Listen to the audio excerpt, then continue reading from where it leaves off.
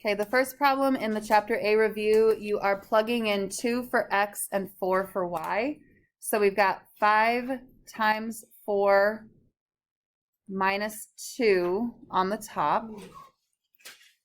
On the bottom, we have 3 times 2 times 2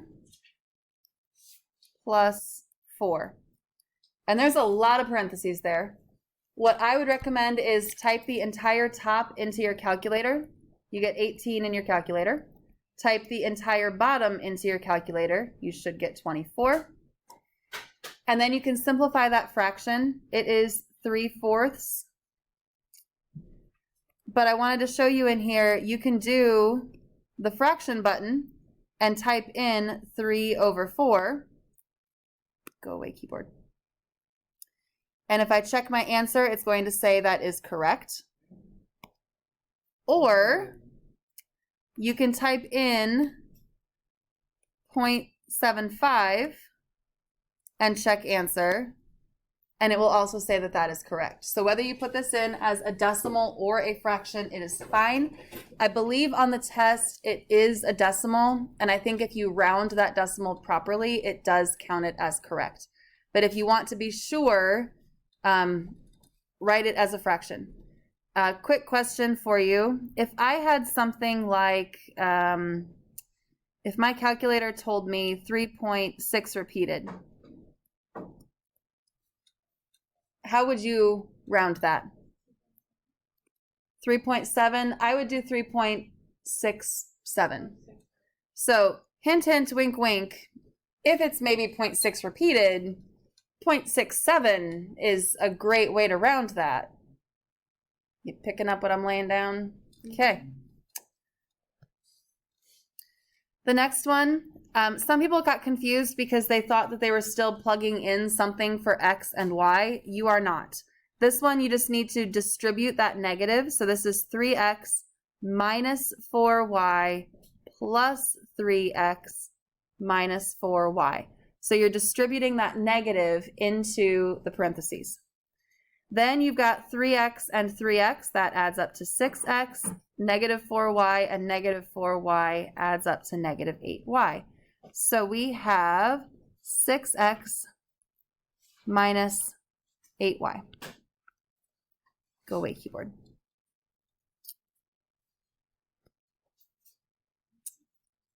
Okay, solve the equation. We need to distribute, so we're going to have negative 12x plus 4 equals negative 10x plus 40 minus 14x. Okay, combine our like terms. Negative 10x and negative 14x is negative 24x. I would add 24x to both sides to get 12x plus 4 equals 40.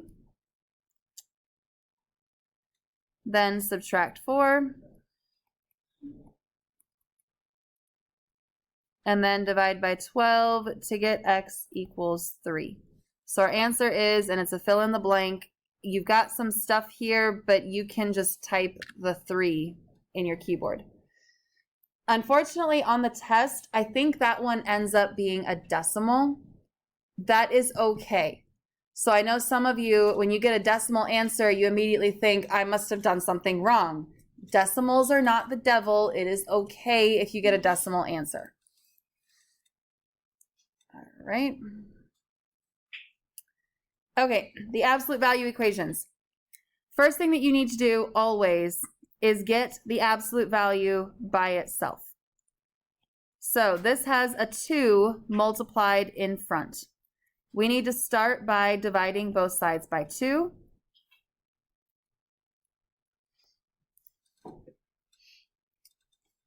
When you have an absolute value equation, you need to set up 2 separate equations. 1 minus x equals 6. 1 minus x equals negative 6. On this one, we subtract 1. We get negative x equals 5. So x equals negative 5. Negative x equals negative 7. So x equals positive 7. This one was a little misleading on the review. I'm going to make sure on the test that it says in the directions, select all that apply, because I don't know if you tried this or not, but you can click multiple answers. It's a multiple select problem. Yeah.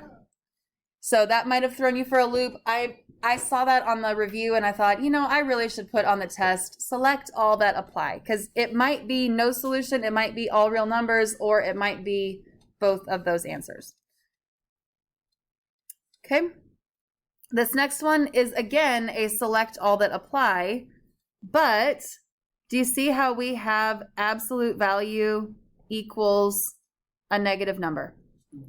Absolute value is going to result in a positive number. Can a positive number equal a negative number? No, so this is no solutions.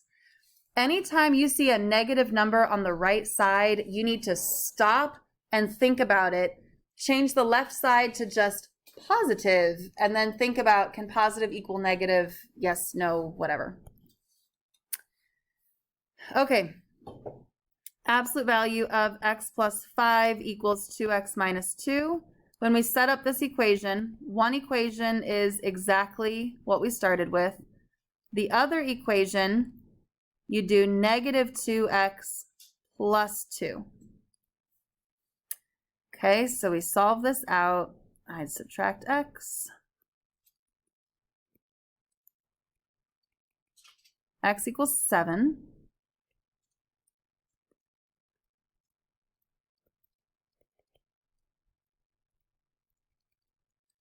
Or x equals negative 1. So my two answers are 7 and negative 1, which honestly, look at the problem.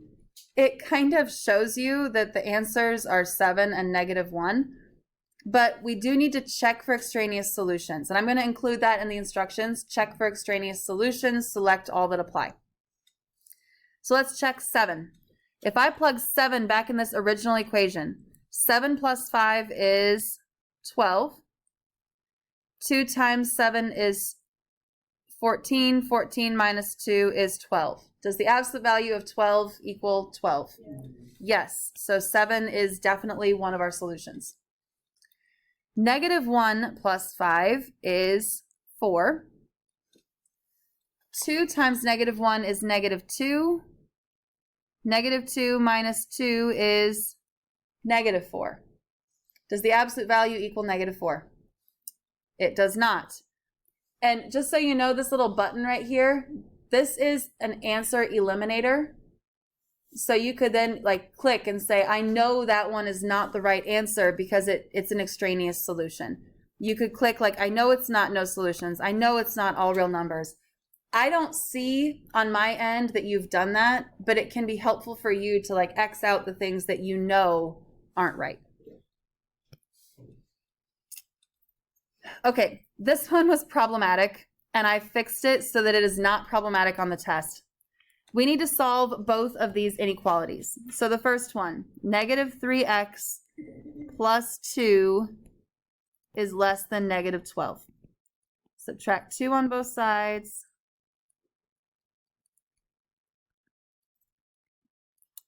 X is greater than 14/3. Remember that when you divide by a negative, you have to flip the sign. That one,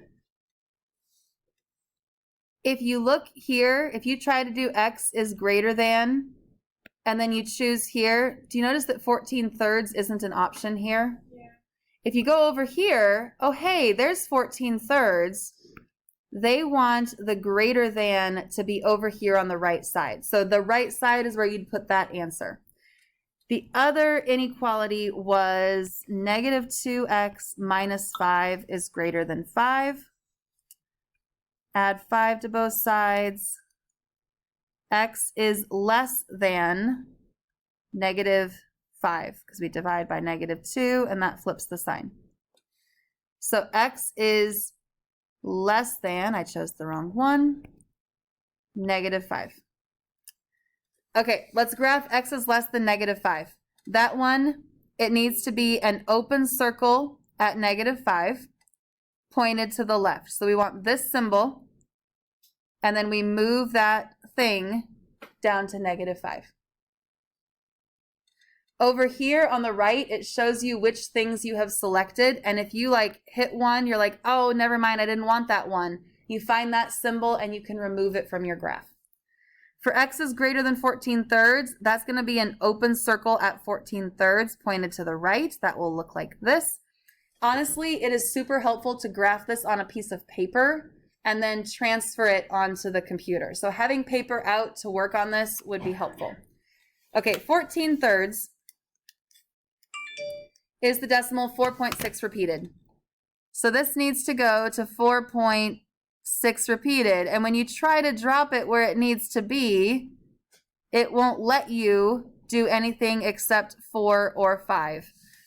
On the test, it is not a decimal. It will be a whole number. It will allow you to actually graph it the way you're supposed to. So I'm sorry about this glitchiness with this problem. I will fix it for next year, which doesn't help you on this review, but it's good on the test. I promise it's good on the test. We noticed that EdSite's having an issue on these problems. When you check answer, it was like crashing, basically. It is okay to reload. It should save your work if you have to reload the page. This one, 6 minus 2x is greater than -x. Originally, I was going to subtract 6 on both sides, but then I realized, no, I need to add 2x on both sides. And that will give me 6 is greater than x. But we don't want to write it as 6 is greater than x. We want to write it with the x on the left. The sign is eating the 6, so make sure your sign is eating the 6. So x is less than 6. And I think it's helpful to graph this on your own. Less than, that points to the left, because then I can see I need this symbol and I need that dot to be at 6, and then we're good to go. All right, this one. You basically need to solve each of these and then drag your solutions into the area. So the first one, absolute value of x minus 2 is less than or equal to 4. Less and. This is -4 is less than or equal to x minus 2 is less than or equal to 4. We would add 2 to all 3 sides and get -2 is less than or equal to x is less than or equal to 6. So that solution goes in that first spot. And apparently dragging and dropping with your finger doesn't work. You have to use a mouse. If you're trying to use Microsoft Edge, the drag and drop doesn't work at all. So make sure you're in Chrome for this. This next one is kind of weird, and I may not have gotten it fixed in time for your class, but I think I got it fixed for all the other classes. So if you're watching the video, it should have been fixed by the time you went through this. Was yours originally greater than or equal to, or was it less than or equal to?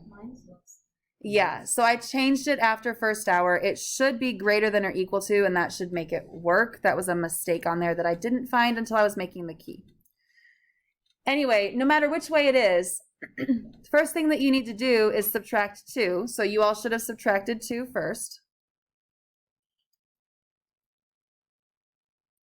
And then this negative in front is a -1. So we have to divide by a -1, which flips the sign. So yours at this point would say greater than or equal to, and it would end up being all real numbers. But on the test, it was asking for this to be no solutions, because this is how the problem should have been. Absolute value is positive. Is positive ever smaller than negative? No. So that is a no solution.